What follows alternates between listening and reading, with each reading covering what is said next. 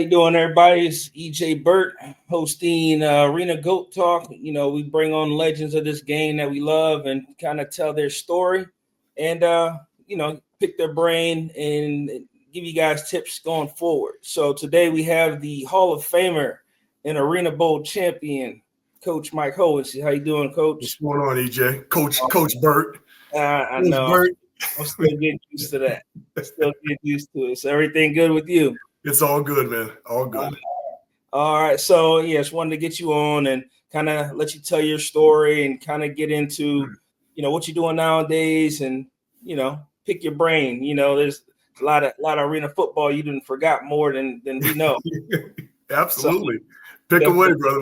What you looking for? We'll get this. So first things first, kind of tell everybody, where you from and kind of how you got started. Man, I grew up in Southern California. Played JUCO ball out there because I was a knucklehead in high school, and then was fortunate enough to get a scholarship to the University of Minnesota. Played out there, had a couple big wins out there. Played well enough that I was invited to the Hula Bowl where Dan Marino was my roommate. And after that, that was the year of the quarterback. All those boys, John Elway, Marino, everybody. And I'm that 5'11" kid trying to make it. So I didn't make it in the NFL right then, but I got picked up in the USFL. Okay. Back then, played for the Washington Federals. Was with that for a couple years. And then after the second year, I got released. And I was starting a job. I was working with Coca-Cola for a while doing pre-sale mix, carrying those tanks around everywhere. And, thinking I was living the life, man. Drinking all the Diet Coke I could drink and making money doing it.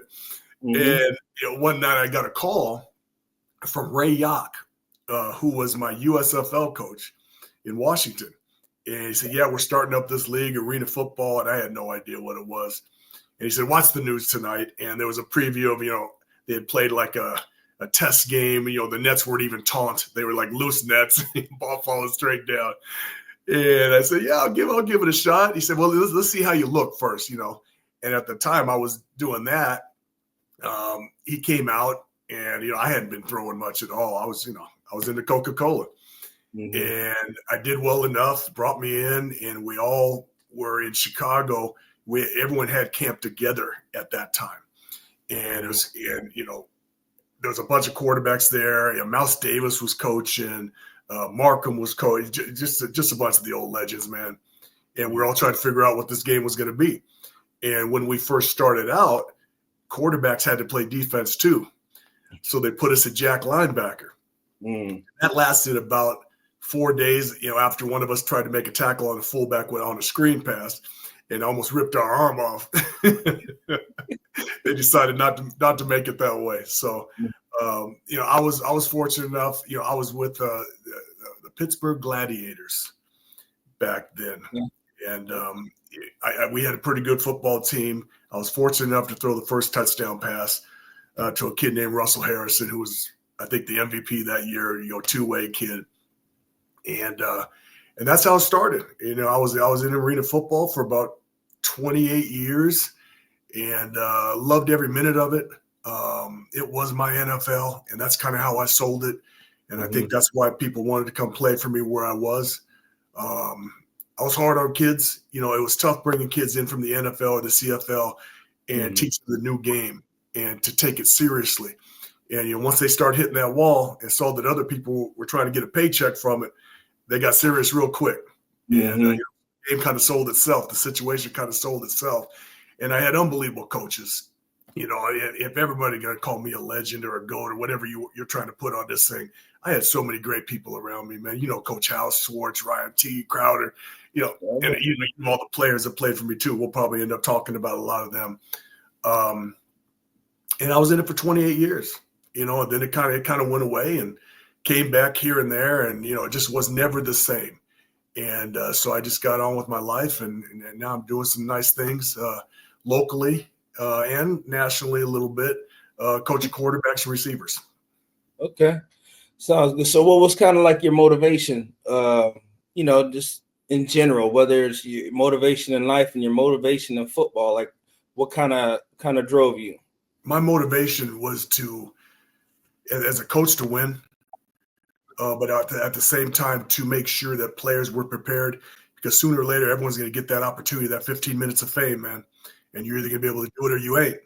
And make sure if they got that opportunity, not only were they going to love it where they were, but they were going to be confident and they were going to be competitive against anybody. And I think if you ever played against one of my teams, we weren't scared of nobody, and we weren't always. I don't know if we were ever the most talented, to tell you the truth, but we were prepared. Our kids were mentally and physically tough, and we played to win. And we were sincere in our actions, whether it was in the building or whether we were in the community. And I'll tell you what, Chicago wasn't an easy place, man, to make a name for ourselves. You know that, so we had to win right away. And we did it the right way. We got out in the community. Even my wife got out in the community doing a reading program, rush to read type of deal. And I just thought from the top to bottom, we did things right in Chicago, man. That was one thing we'll talk about later, but I always appreciated how you kind of ran your program. When I got up there, just seeing the things that you did, it's like, man, if I ever become a head coach, I'm gonna do like this.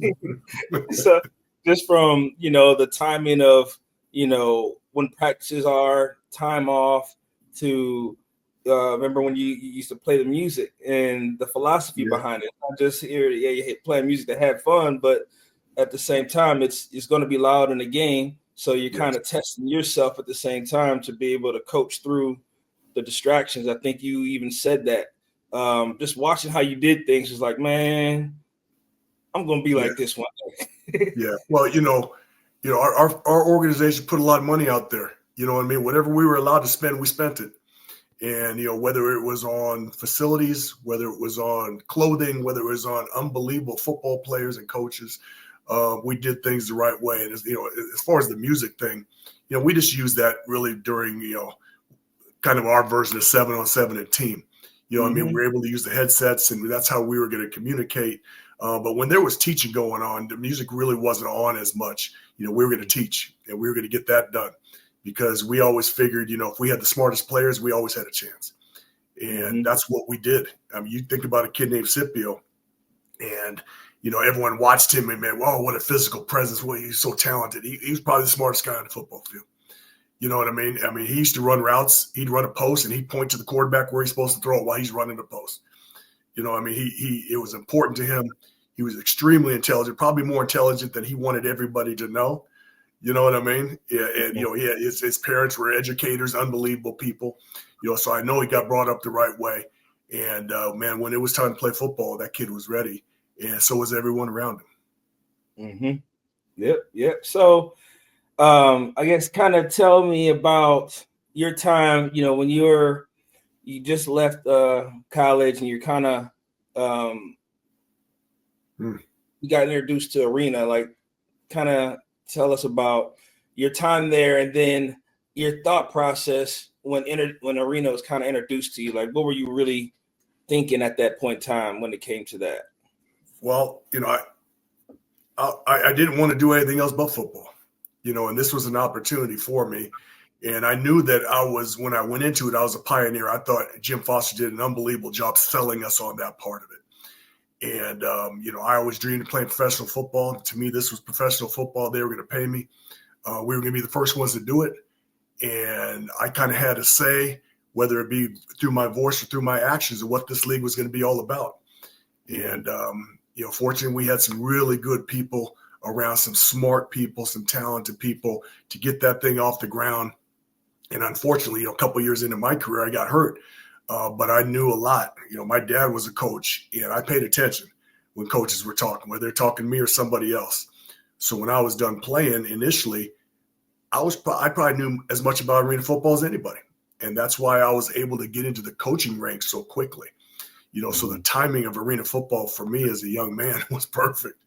I went from an assistant one year to, the next year, all of a sudden I'm, the youngest head coach in the league at 28 years old.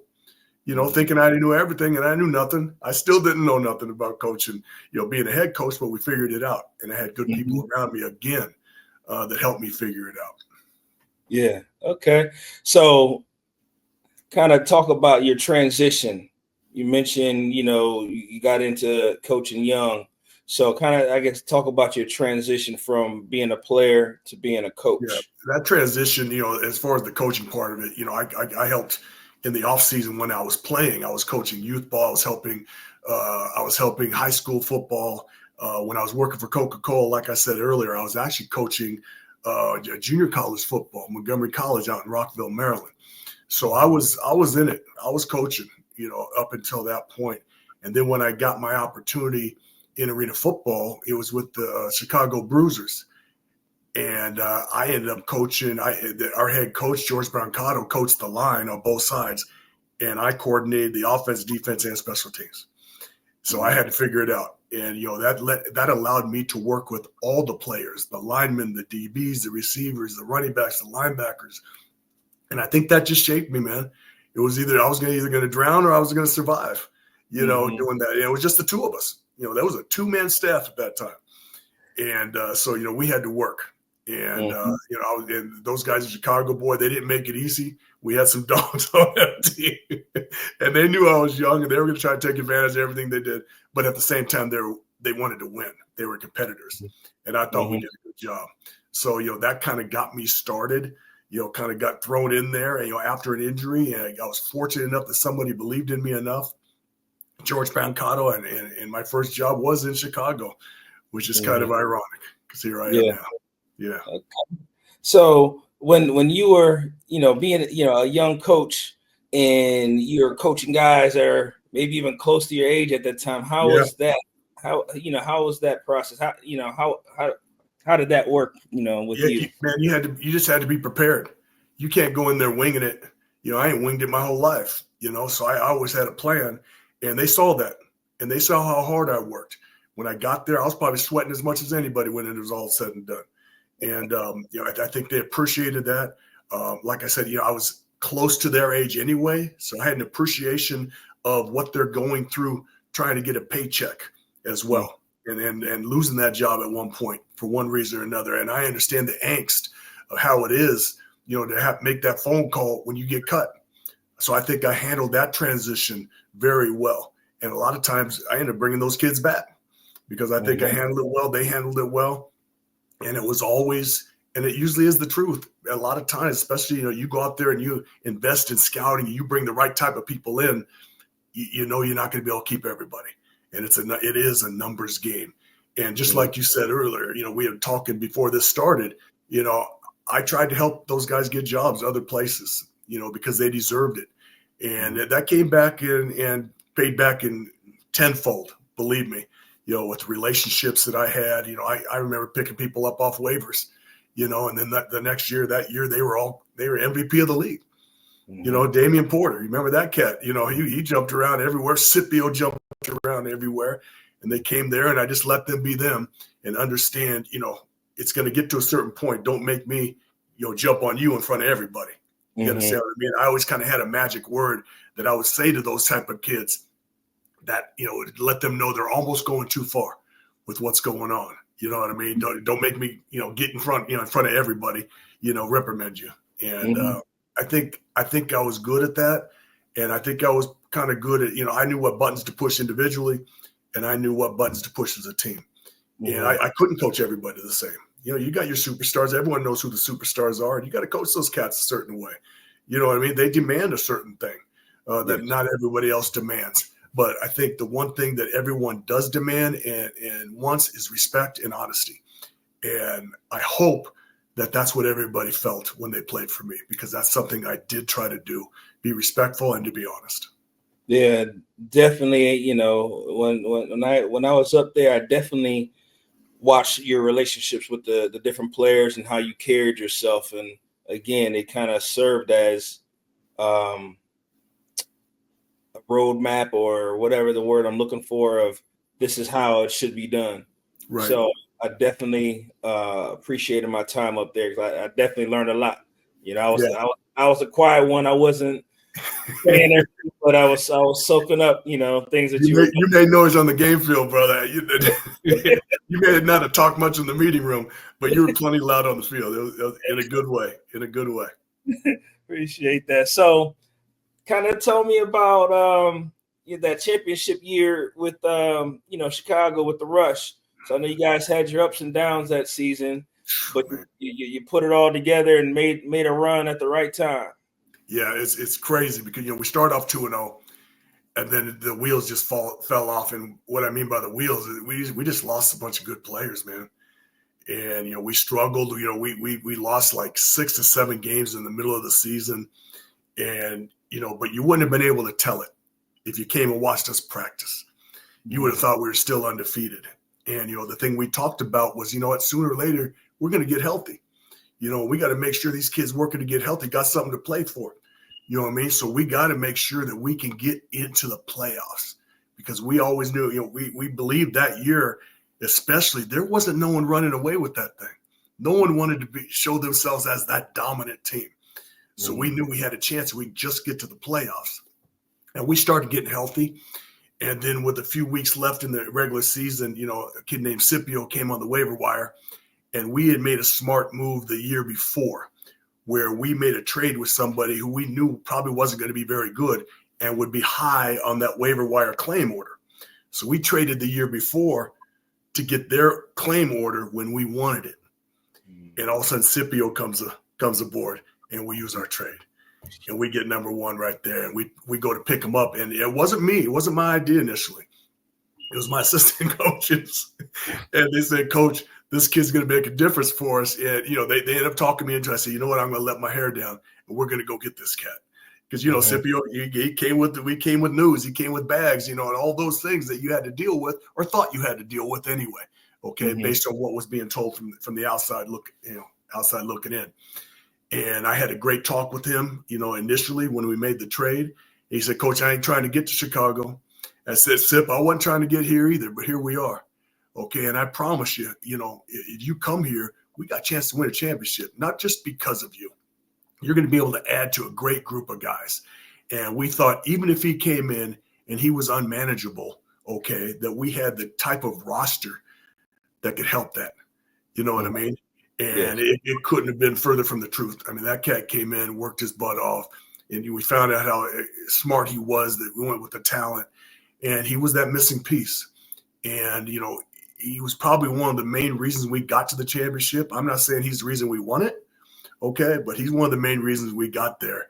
And by the time we got there, everyone believed we were going to win that championship. Yeah.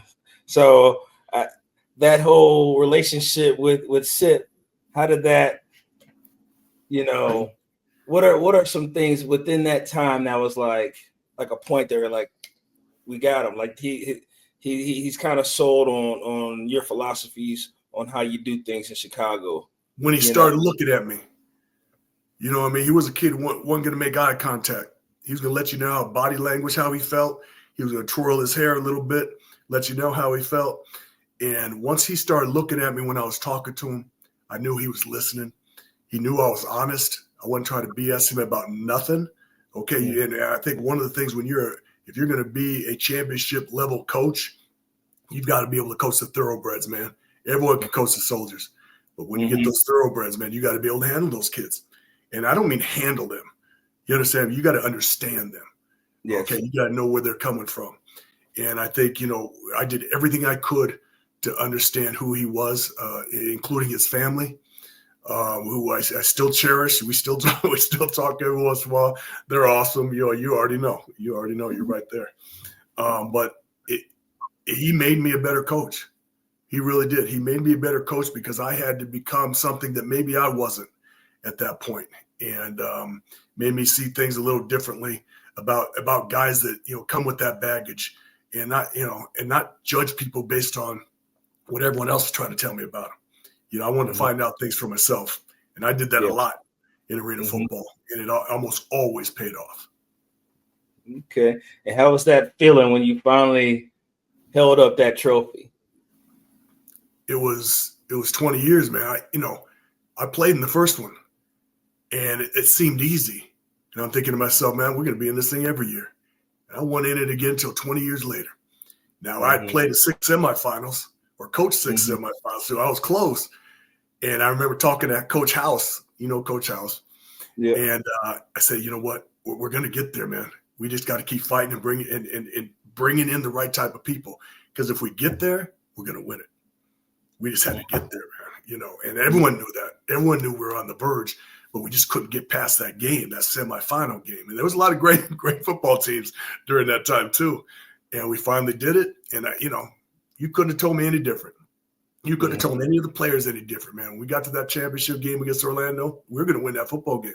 I didn't care if it was Gruden or Lombardi or whoever it was coaching that game. We were going to win that football game. Okay.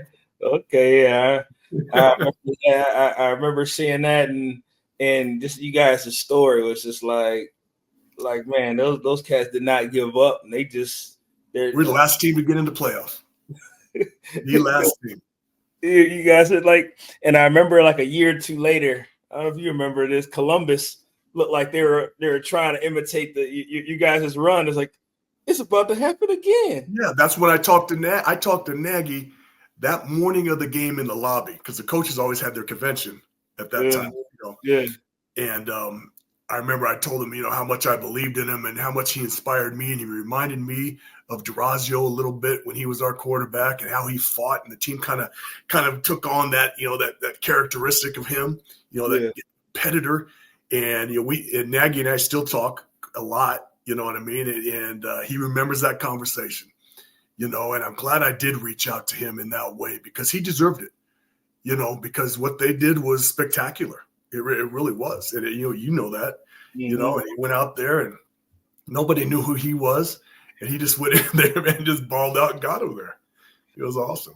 I remember playing against him for years when he was with the Force. Yeah. It was like our rival, one of we had so many, it wasn't Tampa, it was Georgia. It was just, we're battling every single year. So, but I remember Nagy down there. So those were some good times as well. Absolutely.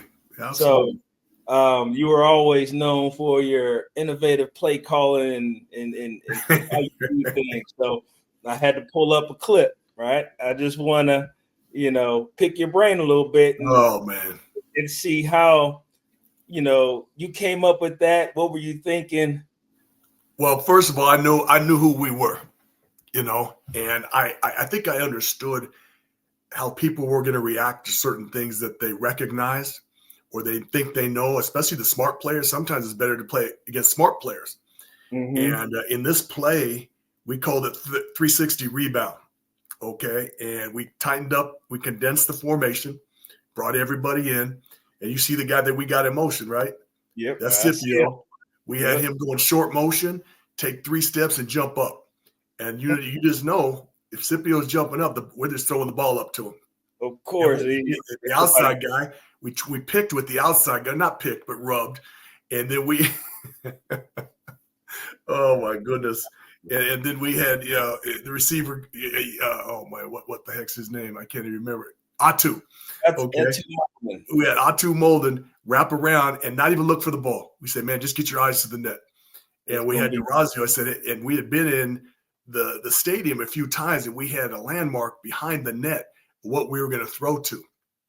Okay, for that play if we ever ran it. And we had to be at a certain place on the field. So, the odds of it even happening were long. Okay. Yeah. And all of a sudden we had that landmark. And if you go back and look at that clip, they put up that big curtain. Okay. And all of a sudden we ain't got that landmark no more. We get out there for the game. I'm looking at Durazio. I said, okay, we got to figure out where that landmark is. Okay. That big deal. And so we figured it out. And it got to a point, it was 3rd down, and we're getting ready, we're going for it. And we got a timeout, and I call it in the huddle. And I remember Bob McMillan, okay, and Bob McMillan, probably one of the toughest dudes to ever play arena football. Okay, he looks at me and goes, Coach, don't we have anything better? And I said, Bob, if you block, we have a chance to win the game because of this play. Go do your job. And then we go, it works, and he's the first one over there hugging me after it's done. You know what I mean? With the score. But, that's another guy that went on to be a great, great coach. And he's still a great high school coach out here in Chicago. But he was smart. And that's why we were who we were, because we had some smart cats. They understood the situations, how important the details were to everything. And I didn't have to coach hard for those kids. You know what I mean? I had to come prepared. That's all I had to do. And once they realized that we had a good plan, and that we had done our work, they went about doing their work, and it went hand in hand, brother. You know what I mean? That was a great football team, and I don't know if we were the most talented, but I think we were one of the best teams that ever played, in my opinion. Okay, so what was a profile of a player on your roster? I know you say smart and tough, but like when you're watching game film or even someone says, "Hey, I got this guy who'll be a great fit for your team." Yeah, what were some things? I like to go after winners. It didn't always work that way, but if he came from a successful program, then he would understand the hard work that went with it, and he wouldn't question that when he got here, because especially if they never played arena football, it was going to be hard work. You already knew that. You got to put in extra time just to study, to figure out this game, to understand the 120-something different rules that come with it, and just learn your position. And then figure out if I knew what I was talking about, and all the other knucklehead coaches we had on our staff, we knew what we were talking about. And once they realized we weren't knuckleheads and this was our livelihood and we did care about their success, and we understood that this was a springboard to something else for a lot of these kids, okay, and for some of the coaches too, it was like that. Then we got the best of them. We got their best version of a player and a human being and all those things. And that's why it became so much my life that I trusted everything. I trusted my teams with my family. You saw my kids out running around playing on the field. You saw my wife baking victory brownies every time we won, man. We had two versions. We had the plain version and we had the nut version, just because people were allergic to nuts and all those things. So, we were vested, bro. The family was in it. If we had any kind of community thing, my family came, and I wasn't afraid of that. And, I wasn't afraid to represent arena football. It didn't matter what platform I got. And I had the ability to get out there and talk to quite a few people. And I was able to talk with pride, no apprehension, no hesitation. Okay. So I know you do quarterback training. I see the videos with the talks and everything. I guess kind of tell everybody, what you're doing nowadays and, your goal with that.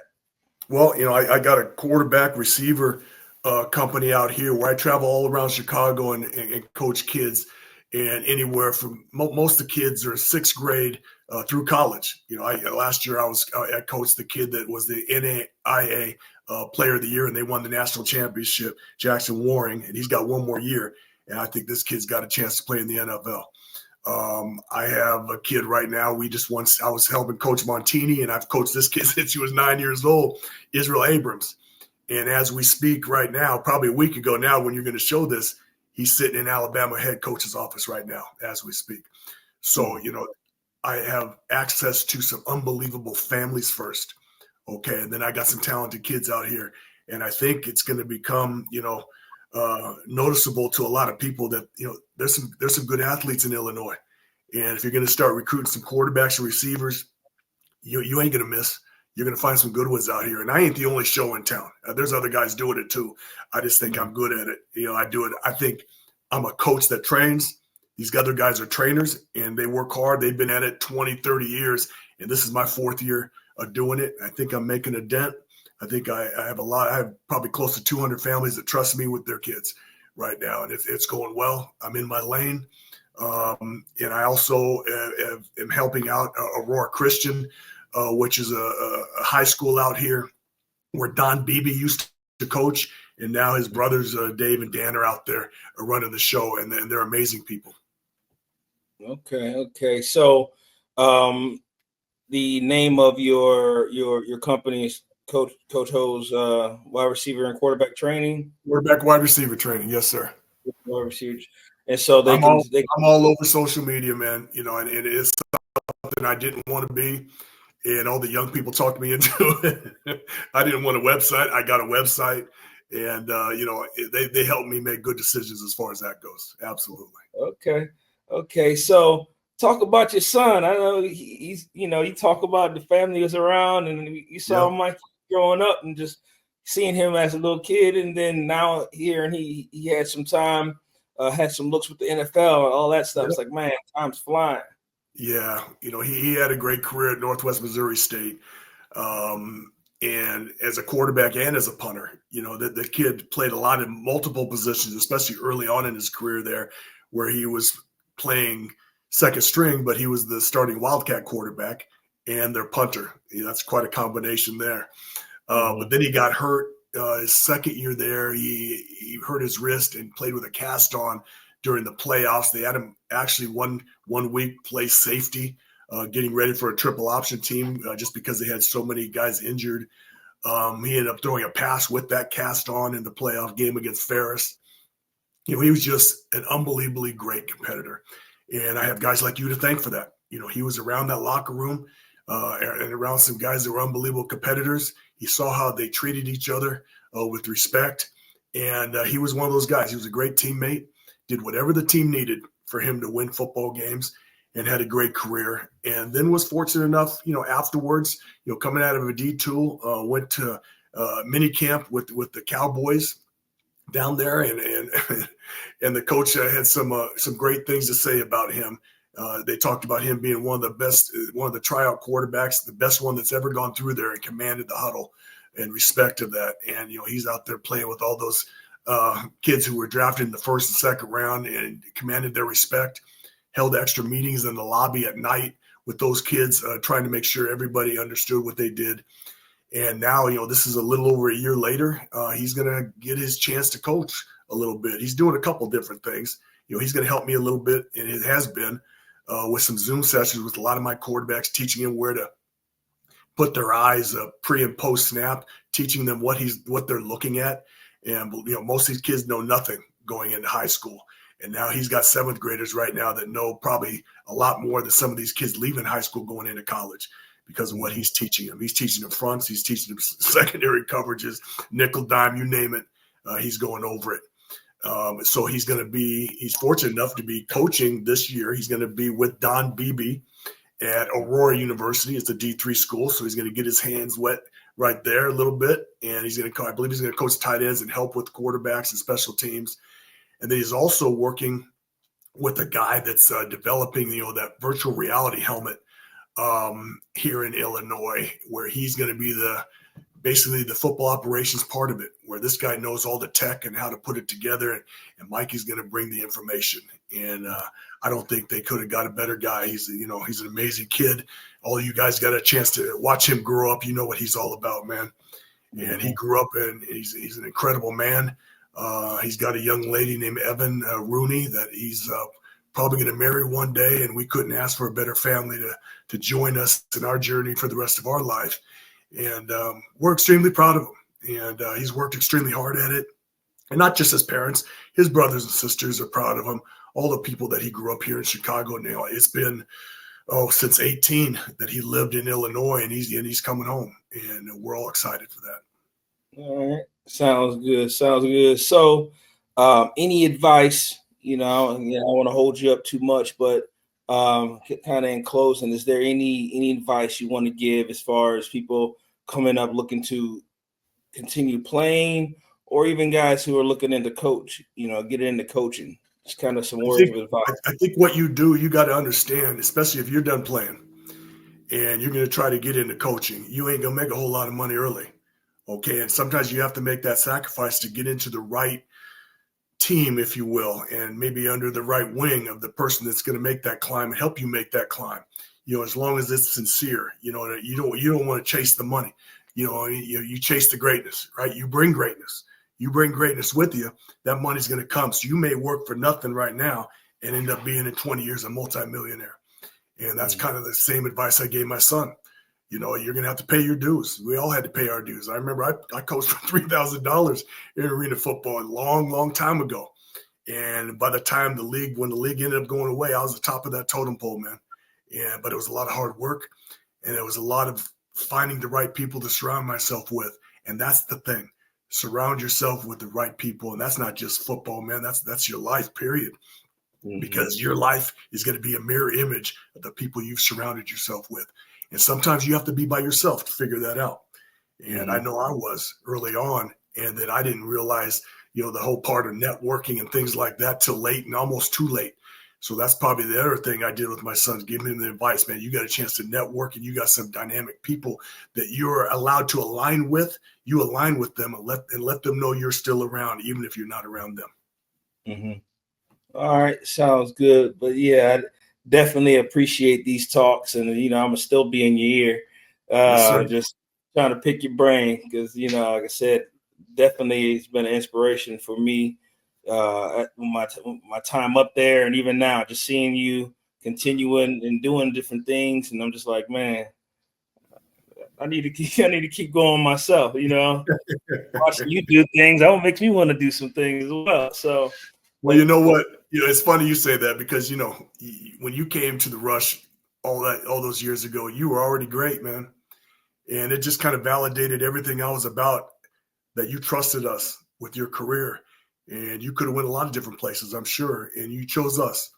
And I thank you for that, man. I respect you for that, and I'm just so glad that your life has went in a good direction. That being great and doing the right things is still important to you, because I'm sure you don't even know it. There's a lot of people looking to you for guidance, and I ain't going nowhere. You know how to find me, and you got to make yourself available to those people because you got a lot of good things to offer, brother. definitely, I appreciate it, and I'm gonna have Coach Sip on here eventually as well. But having him has been a blessing as well. Just me and him knowing each other for years and just watching each other grow as coaches, and trying to bring the best out of each other. So that's been a blessing as well. Those kids are blessed, no doubt about it, man. If they're gonna try to play that indoor game, they're in the right place. You keep doing Yeah, what you do, it's gonna happen. I promise you. appreciate it. Definitely gonna try to live up to legacy that you kind of instilled into us, and try to win a championship and all that stuff. Maybe get a couple, but try to make you proud. Yeah, I'm already proud, man. Just go So do it for yourself and your team. You're good. definitely. So again, appreciate you.